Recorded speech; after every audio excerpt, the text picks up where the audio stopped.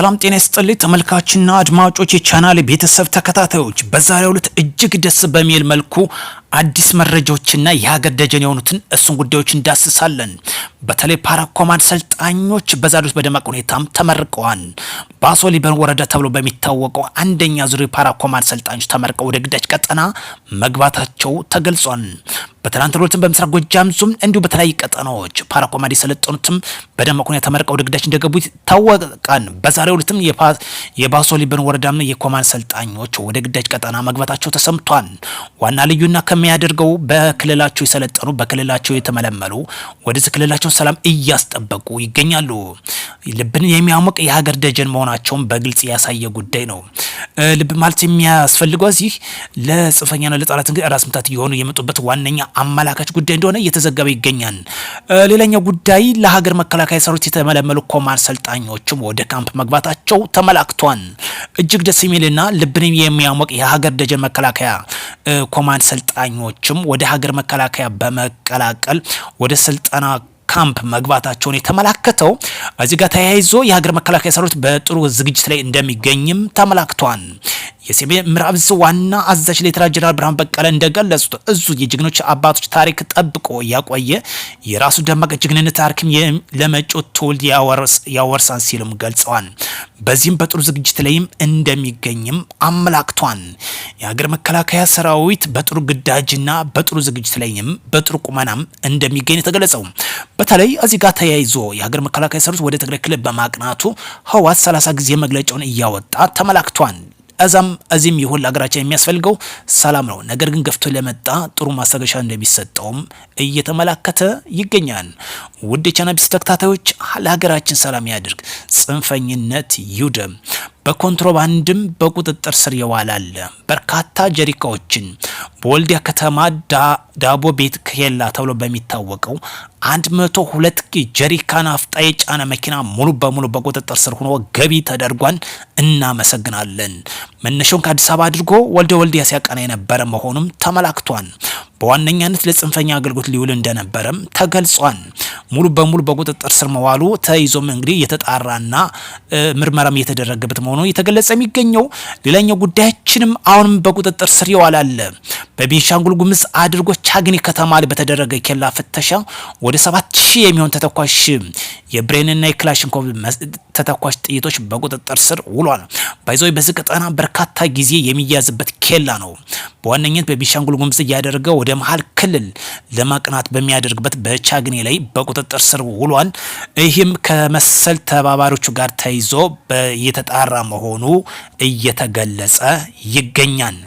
በጦርነት የሚፈታ የለም። ሀገርን ከማፍረስና ክልልን ከማተራማስ ውጭ በጦርነት 4 ኪሎ መግባትም አይታሰብም።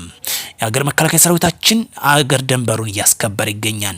ጽንፈኛውንም ጥሩ ማስታገሻ እየተሰጠው መሆኑ ተገልጿል። ከውጭ ከምንመለከትበት እጅግ አነጋጋሪ የሆነ መረጃ ነው። በእስራኤልና በአሜሪካ አየር ጥቃት የነዳጅ ማከማቻ ማጣሪያ የሆነ በማቃጣላቸው በቴህራን የሚገኘውን ማቃጣላቸው ወይም ማውደማቸው ተገልጿል። ቴህራንም በተቃጠለው ወይም ደግሞ በተደበደበው ጭስ መያዟም ተገልጿል። ይህ የሚያመላክተው የዓለማችን የነዳጅ ዋጋ እጅግ አደገኛ የሆነ የገበያ ወይም የኢኮኖሚ መዛባትን እንደሚያስከትል እየተገለጸ ይገኛል። ቴህራን በአንጻሩ እርምጃ የምትወስደውን በእጅጉ እንደምትጨምርም አስታውቃለች። በእስራኤልን የሚወስደውን እርምጃ በእጅጉ ከፍ እንደምታደርግም ገልጻለች። ይህ ጉዳይ ወደ ከፍተኛ ደረጃ የተሸጋገረ መሆኑ ተገልጿል። ቻይናም አጋርነቷን ለማሳየት ወደ ትግል ውስጥ እንደምትቀላቀል ከወዲሁ መግለጫዎች እየወጡ ይገኛሉ። መረጃዎች ብቻ ትንሽ ከበድ ይላሉ። የኢራን አብዮታዊ ዘብም ጥቃቱን በከፍተኛ ሁኔታ እንደሚጨምርም አስታውቋል። የአሜሪካና የእስራኤል ነዳጅ ማከማቸውን የውሃ ማጣሪያ ጣቢያዎችን በመደብደብ ከጀምር በኋላ የኢራን አብዮታዊ ዘብ የጠፈርና የአየር ኃይል ዛሬ ምሽት ጀምሮ የማጥቃት እርምጃውን እንደሚያጠናክር አስታውቋል። የዓለማችን ከፍተኛ የተባለ የነዳጅ ዋጋም እንደሚንር አሁን እየተገለጸ ነው የሚገኘው። ሰላም ለሀገራችንና ለዓለማችን ያድርግ። ጽንፈኝነትና ጦርነት ይውደም። በዛሬው ዕለት ከተመለከትናቸው ዋና አጀንዳዎችም በሀገራችን መከላከያ ሰራዊት እንግዲህ ከፍተኛ ጥንቃቄ እያደረገ ይገኛል። በተለይ በአፋር በኩል የሚገኘው ቡሬ የሚባለው የጠላት ዋነኛ አከርካሪ ለአሰብ 60 ኪሎ ሜትር እርቀት ያላት ከአስመራ ለአሰብ እስከ 700 ኪሎ ሜትር ርቀት እንዳለው የሚነገርለት ለሀገራችን ግን ከአፍንጫችን ስር የምትገኘው ከቡሬ እስከ አሰብ 60 ኪሎ ሜትር ርቀት ቢያንስ ኢንተርቫሉን ብናስቀምጠው ወደ 80 ኪሎ ሜትር ከፍ ብናደርገው ምን ያህል ቅርብ እንደሆነ የሚያመላክት ጉዳይ ነው። ይህን የኢትዮጵያ አንጡራ ሀብት ተነጥቀን ዛሬ በባህር በር እጦት የምንቆላበት ትልቁን የኢትዮጵያ ሕዝብና የቆዳ ስፋት ያላት ትንሽ ነጥብ በምታህል ክልል ወይም ደግሞ ሀገር ተብዬ ኤርትራ ትልቁን ሕዝብ እንግዲህ ዋጋ እያስከፈለው ይገኛል። ለዚህ ነው እንግዲህ በሀገራችን ተፈልፍለው ወደፊት እንዳንራመድ ዛሬም የህወሓትና የሻዕቢያን ተልዕኮ እያስፈጸሙ የሚገኙት። ውድ ቻናል ቤተሰብ ተከታታዮች ጽንፍና ጦረኝነት ይውደም፣ ሰላም ለሀገራችን ያድርግ። እዚህ ጋር ከምናነሳው በተለይ በተከዜ ዘቦች ላይ ጦርነት የከፈተው ሰፈር መለሰ ተብሎ የሚታወቀው በተወሰደው እርምጃ ሳይመታ እንዳልቀረም ተገልጿል። በቁስለኝነት እንግዲህ ወደ ሽሬ ማቅናቱም እየተገለጸ ይገኛል። እጅግ የሚገርም ነው። ትናንትና ግን ሲጀምሩት የአማራ የህልውና ጉዳይ ብለው ነበረ። ዛሬ ግን የተከዜ ዘቦችን የወልቃይትን ሰላም አስከባሪ የወልቃይትን ዘቦችን እርምጃ ላይ መክፈቱ ተሰምቶ እንደነበር መዘገብ የሚታወሳል። አሁን ግን በቁስለኝነት መልኩ ወደዛ እንዳቀናም ተገልጿል። ሩት እጅግ ደስ የሚል ጉዳይ ነው። ኢትዮጵያውያንና ትውልደ ኢትዮጵያውያን አንደኛ በአማራ ክልል የሚገኙት ልዩ ፓራኮማንድ ሰልጣኞች በተለያየ ጊዜ ሲሰለጥኑ የነበሩት ወደ ግዳጅ ቀጠና መሰማራታቸው ወይም መመረቃቸው እጅግ የሚያኮራ ጉዳይ ነው። እንዲሁም ኮማንድ ሰልጣኞች ደግሞ የሀገር መከላከያ ሰራዊትን በመቀላቀል ወደ ካምፕ መግባታቸው እጅግ የሚያኮራ ጉዳይ ነው። የሰሜን እዝም በተመሳሳይ መልኩ በጥሩ ቁመና እንደሚገኝም ተመላክቷል። ሌላኛው ጉዳይ ደግሞ ወደ ሀገር ድንበር ያቀን ነው። በትግራይ ክልል ደግሞ የሚገኙ የሀገር መከላከያ ሰራዊት መግባቱም ተገልጿል። እነዚህ ጉዳዮች ለሉናችን ዋነኛ አከርካሪ አጥንት መሆናቸው ሊሰመርበት ይገባል። ሌት ተቀን የሚሰሩት ኢትዮጵያን ለመታደግ ሳይሆን ለማፍረስ እንደሆነ ሊሰመርበት የሚገባ ጉዳይ ነው። ጽንፍና ጦረኝነት ይውደም፣ ሰላም ለሀገራችን ያድርግ። ክብር ለሀገር መከላከያ ሰራዊት፣ ሰላም ለሀገራችን ነው የሚጠቅመው። በዚህ ከተመለከትናቸው በትናንትናው ዕለትም በሰሜን ወሎ ዞን የተካሄደው ሰላማዊ ሰልፍ አንዱ ይህ ነበር። ክብር ለሀገር መከላከያ ሰራዊታችን፣ መምረጥና መመረጥ መብታችን ነው።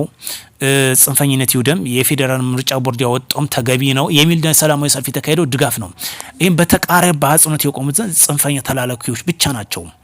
ለዚህ ደግሞ እነዚህ የሀገር ደጀን የሆኑት የሰላም አስከባሪዎች ጎን ልንሰለፍ ያስፈልጋል። ኢትዮጵያ በማንም አትንበረከክም። የጠላት ጫጫታ ወይም ጩኸት ደግሞ ወደ ኋላ የሚመልስ ነገር አይኖርም። ከዚህ ጋር በአጽንኦት ከምናየው በተለይ ሀገራችን ትጥቋ በየዕለቱ እያዘመነች የሚገኘው ለምሳሌ የጥይት ማምረቻ ፋብሪካ፣ የድሮ ማምረቻ ፋብሪካ በእነዚህ 7 ዓመት ውስጥ እውን የሆኑት ለምንድን ነው? ሚስጥሩ የትጋ ነው? የኮሊደር በብዙ ቢሊዮን ዶላር የፈሰሰው ሚስጥሩ የትጋ ነው? መንግስት ብሩን ስለማያሸሽ መልሶ ለልማት ስለሚያወሉ ይህ ነው። አንድ መንግስትን በዚህ ልናመሰግነው ይገባን። የማይዘርፍ ከሆነ ሀገር ታድጋለች። የማይዘርፍ ከሆነ ኢኮኖሚ ይሻሻላል። የማይዘርፍ ከሆነ የወታደር ትጥቁ ይጠነክራል። አሁን እመኑኝ፣ እርግጠኛ ነኝ 10-15 ዓመት በማይሞላ ውስጥ ሌላ ከፍተኛ የሚባሉት አያሌ ሀገሮች የሚደርሱበትን መድረስ የምንችለው ወይም ትጥቅ መያዝ እንችላለን። አሁን ሚሳኤል ነው የቀረን አይደል? እሱን የማናመርትበት ጉዳይ አይኖርም። ምንም የሚያቆመን ምድራዊ ኃይል አይኖርም። በቂ ሰው ኃይል አላት፣ በቂ ሪሶርስ አላት። የሚያስፈልጋት የማይዘርፍ መንግስት ብቻ ነው። ለዚህ ደግሞ በተግባር እያየን ነው።